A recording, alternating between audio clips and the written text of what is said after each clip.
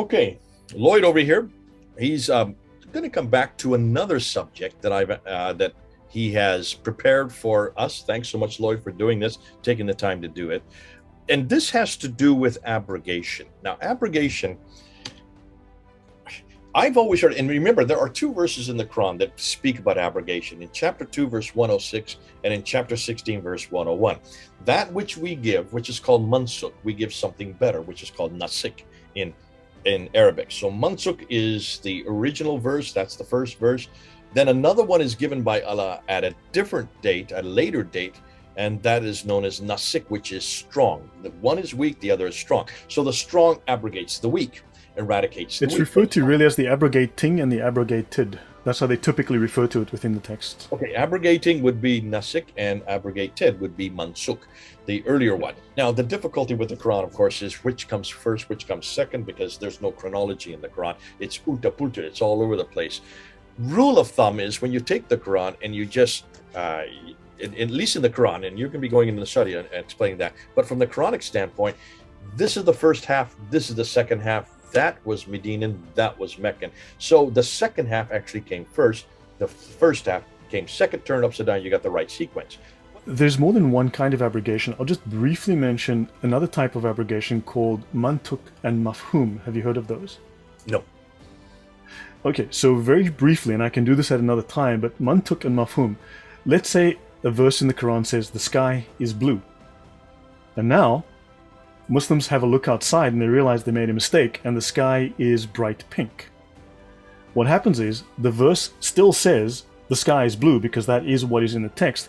However, when it is read by the scholars, it is understood to mean the sky is bright pink with yellow stripes. So you have the mantuk, the old meaning, and the mafhum, the understood meaning, if not the literal meaning. Does that make sense? Okay, so this correction needs to be made every time it's repeated, is what you're saying, or this is because they know it is wrong. They know the original is wrong, therefore they create a new understanding. I'm not that well versed that I have to go into my notes to get the specifics on that. However, just understand that it exists, that it is there. And then I must also mention, and I can do this again another time, but abrogation is not only a replacement of an older, less applicable verse with something new. However, abrogation, according to the scholars, actually are also there by Allah to fix Muhammad's mistakes. The scholars do state that. We can go through the topic another time, but I also just want to clarify for the audience that the Qur'an abrogates the Qur'an. So newer verse abrogates older verse. The Hadith have exactly the same. A newer Hadith abrogates previous Hadith. However, understand, a newer Hadith can abrogate an older Qur'an verse, and a newer Qur'an verse can abrogate an older Hadith. Whoa, hold on a minute. Are you saying the Hadith can abrogate the Quran? Yes. How many Muslims know this? I've never heard this before. I have always heard that the Quran is sacrosanct, that nothing abrogates. No, it is not. It is abrogated. Okay, all right. The Shariah is sacrosanct. Remember last week I read that the Shariah can never be abrogated or annulled. The Quran has been abrogated. The Shariah can never be. Within the Quran, the law of abrogation exists for that very reason, but I've never heard it is covered in the Sharia. They have rules on abrogation within the Sharia. They discuss it. So you're saying the most sacrosanct of all the three genera of authority, the Quran, the Hadith, and the Sharia is the most is the strongest, is the most authoritative. Okay? It is. The ijma, the consensus, is the primary source of ruling, of legislation, of authority, yes. And that's why you spent so much time on the Shariah, because you know that this is what they have to follow. Fascinating. Okay, this is good. All right, continue. All right.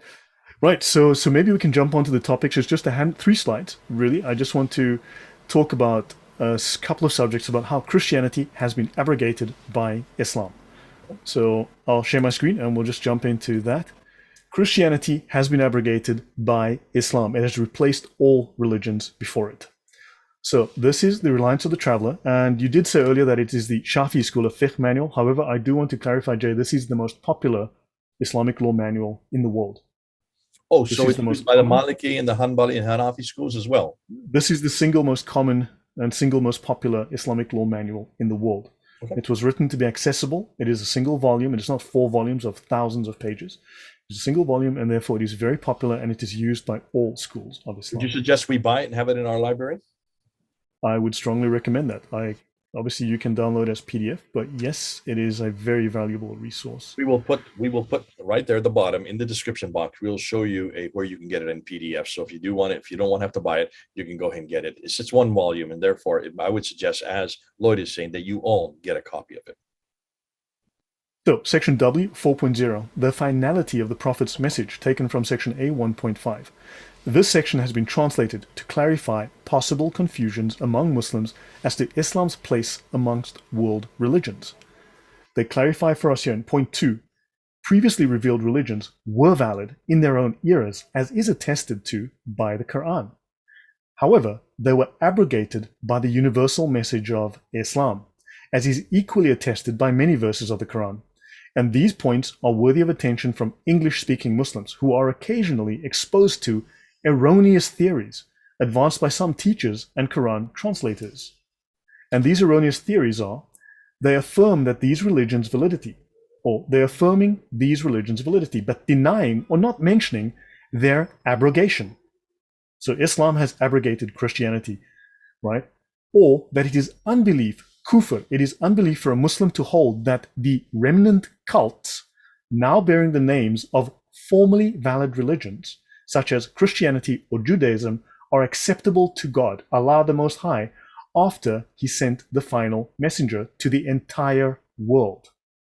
This is a matter over which there is no disagreement among the Islamic scholars. This is the ijma.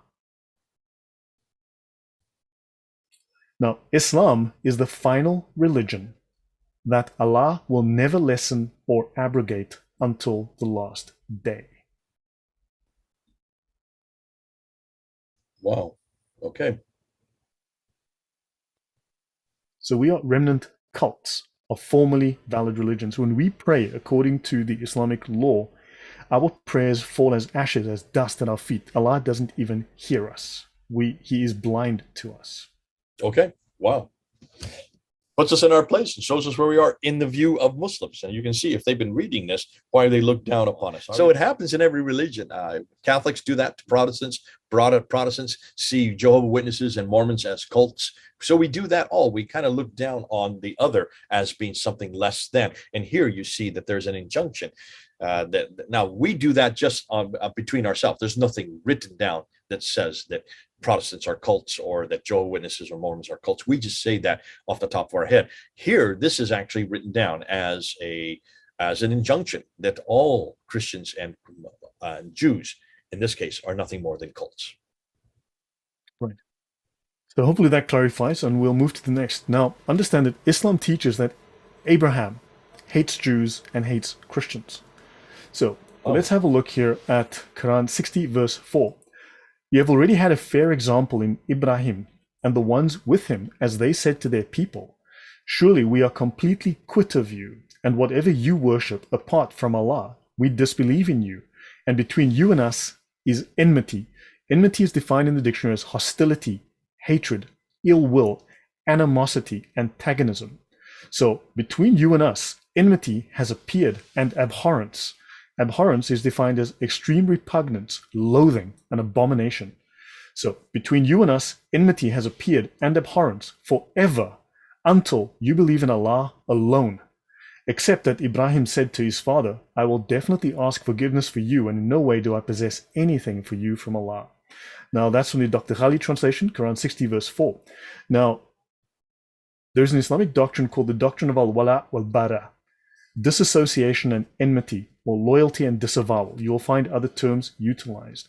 So do understand that this loyalty and disavowal, this doctrine, teaches Muslims to hate Jews and Christians, because Abraham hates us, and Abraham hates us because Allah hates us. Allah is a God who hates, and therefore Muslims are required to follow the will of Allah and to follow the teaching of Abraham, and therefore they must hate us. So let's have a look in this text here. You have to know that after loving Allah and his messenger, and remember, Muhammad is perfect. You have to love Muhammad with all your heart, all your soul, all your mind, all your money, more than your father, more than your mother, more than your child, more than your life, more than your money, because Muhammad is perfect. He must be greater to you than anything else in your life, including yourself. After loving Allah and his messenger, Allah obligates us to hate those who oppose Allah and His Messenger, and to hate the people of Shirk, that is us. This obligation comes from the creed of Abraham, the creed we are ordered to follow. Goodness sakes. Wow. Go ahead. So this goes way beyond just Muslims hating Jews and Christians. Abraham hated Jews. Isn't that convenient? When you get the man, they go back to the very man who started the whole thing, was given the covenant by God, and the covenant, which is very clear, that God gave him. So it's obvious that in the Bible, it's very clear that the covenant is with Isaac through Abraham, not with Ishmael. And here you're having Abraham desecrating or having animosity towards the very people that God has given him, the very people that comes from his progeny, and giving him, basically saying that he actually loves Ishmael, not Isaac, which is completely contradictory with what the Bible is saying. How are Muslims going to defend this when you can see that this is from 1900 BC? What they're talking about is, in this case, the Reliance of the Traveler is from 11. Is it what's the date for the Reliance of the Traveler? 14th century. I believe it's 14th century. Yeah, 14th century. Jeez. So you can see this is absolutely heinous. But continue on. Yeah, just want to mention. Notice here, those who died after spending their lives waging war against their appetite of soul were regarded as martyrs. Now, I'm not going to get into that, but understand, but those who tried to become good Muslims, to suppress their inner self, their conscience, as it were, their nafs, I'll get into that another time, these people are regarded as martyrs. Now notice, you're regarded as a martyr by trying to suppress your conscience, right? Even if you die in your own bed. Now remember, a jihadi dies as a martyr. However, if you die in your own bed, but you've been fighting against your conscience, you are a shahid who will be treated as if you had been killed fighting alongside the prophets. I'll stop sharing, but that's what I wanted to show you, that hating others is a service to Allah that has the same reward as jihad, the highest reward in Islam, to hate the non-Muslim and conceal that fact. Okay, this is God. Are you seeing now this idea of abrogation that we see in the Quran in chapter 2, verse 106 and chapter 16, verse 101, has been expanded beyond what the Quran intended. The Quran intended that this is just between the Medinan and the Meccan verses, to expand it to between Christians and Islam, or Jews and Islam, or anybody else and Islam, but particularly the people of the book, the Ahli Kitab, those of us who are Jews or Christians, we are to be abrogated because of the fact that Abraham, even as far back as Abraham, hated us. It turns everything we know on its head. It turns all of history on its head. It turns all of Revelation on its head. It pretty much says, don't trust the Bible, because the Bible is very clear that Abraham's lineage comes through Isaac, not through Ishmael, that Abraham loved Isaac, and it was through Isaac that God's covenant came through, his covenant. In Genesis chapter 17, verse 19 and 20, my covenant is with Isaac, not Ishmael. That whole covenantal history. And this is what Muslims need to ask. When you look at the Quran and look at all the prophets that are in the Quran, 25 prophets, 4 of them are names we don't know, 2 of them are Ishmael and Muhammad. The other 19 prophets are all in the line of Isaac. Obviously, even the Quran stipulates that the Isaac line is absolutely important. It is authoritative. It is so much stronger than that of Ishmael. Why then does this law of abrogation turn that on its head and say that Abraham hated that which all, in fact, he hated all those 19 prophets, is what it's saying? That to me is a contradiction. Muslims, are you following this? You can see the Reliance of the Traveler has got a problem here, because what it's showing me is the Reliance of the Reliance of the Traveler has not read the Quran, and whoever wrote the Reliance of the Traveler did not understand their own Quran, did not understand the prophetic line, did not understand the covenant that God had with Abraham, and did not understand Abraham.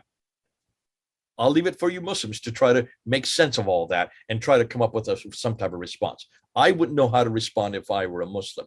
But it's obviously now why this hatred towards Israel is so rampant all over the Muslim world. It's obvious now why this anti-Semitism is, I see it in almost every Muslim I meet, regardless if they even know a Jew, or regardless if they have anything to do with Israel.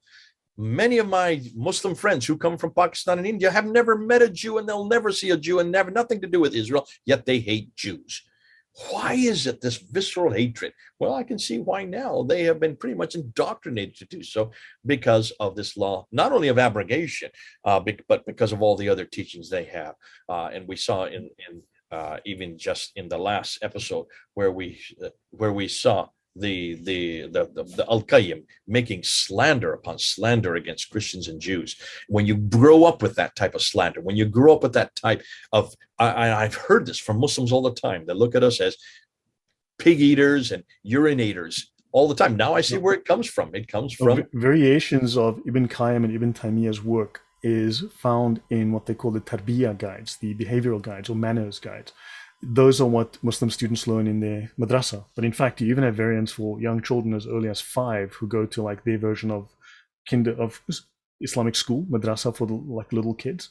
Yeah. The same content is there in those manuals at the madrasas as well. Wow, amazing stuff. Listen, this is good stuff that Lloyd's bringing to us. It's very practical. You can use it. And Muslims, you're going to have to respond to it. I don't know how you're going to do it. I'm glad I'm not in your shoes. I'm glad I don't have to support this kind of vitriol and this really this whole category of abhorrence and animosity towards people like us. Nonetheless, it would be easy if there were nice Sharia verses or Sharia rulings, Sharia laws that said the opposite. If I'm wrong, and Muslims do say in the comments, I'm wrong, I'm a Google scholar, but this is directly from the major fiqh. If the fiqh says something else, bring us that fiqh text and show me where on the page it says that, how I am getting this wrong. Come back at us. Let's see what you have. That's not going to happen, but you're welcome to try. Now, listen, we do need to end this off. This has been a good episode. What I would like you to do next is to go and unpack taqiyya for us. You introduced it in that last slide. I want to know what you mean by this. What and exactly is this taqiyya? Where are Muslims coming from? Where do they get this idea of dissemination, not being truthful whenever they're outside of Dar al-Islam and they come into Dar al-Harb, which means a house of war, which means it's worse than that, Jay. Okay, well, that's going to be the next episode. So listen, we'll leave you all now for this time. It's been good to have Lloyd here. Comment there. You've got the comments. Just go ahead and comment down below. You have all kinds of chance to do that. Lloyd will be watching. He will be reading and he'll be responding. If we see some comments that need to be unpacked more and we need to actually explain them, we'll do that. And I'll bring Lloyd back to respond to your Q&As. Okay, this is Lloyd in Poland, myself here in the United States. Over and out. Bless.